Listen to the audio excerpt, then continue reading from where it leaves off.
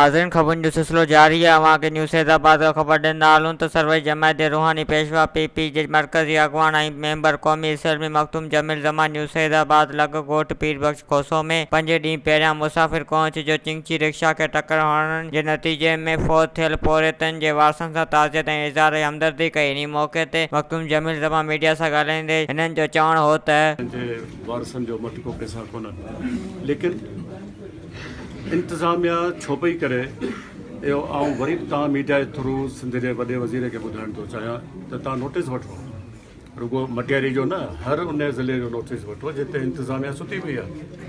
ऐं इंतज़ामिया सुतल हूंदी त केरु उथी कमु कंदो।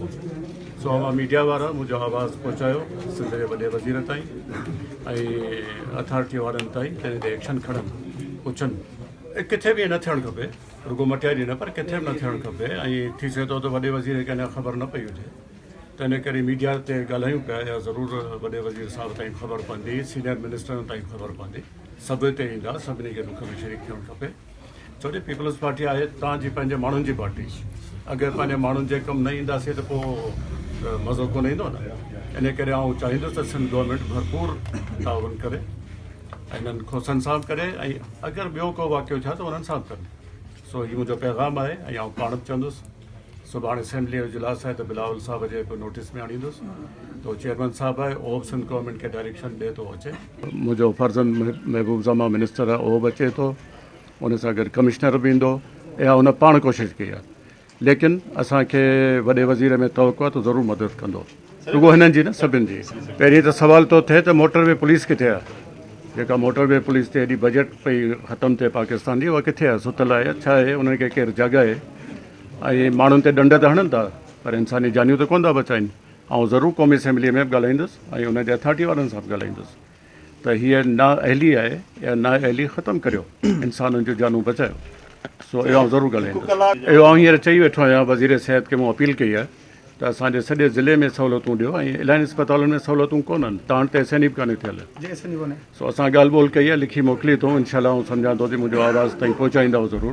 ॾिसो, इंतज़ामिया मूं कोन रखी रही आहे, इंतज़ामिया सिंध गवर्नमेंट रखी आहे। सिंध गवर्नमेंट ताईं उन्हनि जी अहलियत ऐं नाअहलियत ताईं ॿुधायो पिया।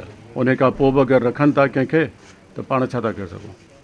इन्हनि खे वञणु खपे, जेको बि न आयल है उनखे हटणु खपे। ये तो बजाय किसी मसले को हल करने से इसको तो और भी उलझा रहे हैं। मैं बिल्कुल इस पर मुझे सख्त मज़म्मत करता हूँ, क्योंकि ये दुखियारी लोग हैं, इनके लोग शहीद हुए हैं। पहले तो इनके साथ हमदर्दी करें, कानून करें, इनके साथ देखें। बाकी अगर आपको रूल्स लागू करने हैं तो पूरे ज़िले पे करें। देखें, ये तो डीसी साहब को या ऐसे ऑफिसर्स हैं, उनको खुद सोचना चाहिए, उनको बताने की ज़रूरत तो नहीं है, ये हर एक को खुद सोचना चाहिए। लेकिन मैं चाहूँगा कि सिंध गवर्नमेंट आगे बढ़े और आगे बढ़ के ऐसे लोगों की बिना किसी देर के रुकावट के मदद करे। वधिक ख़बरनि ऐं तफ़सील जे लाइ विज़िट कयो असांजी वेबसाइट awamiNewsHD.com ऐं ॾिसंदा रहो अवामी न्यूज़ HD।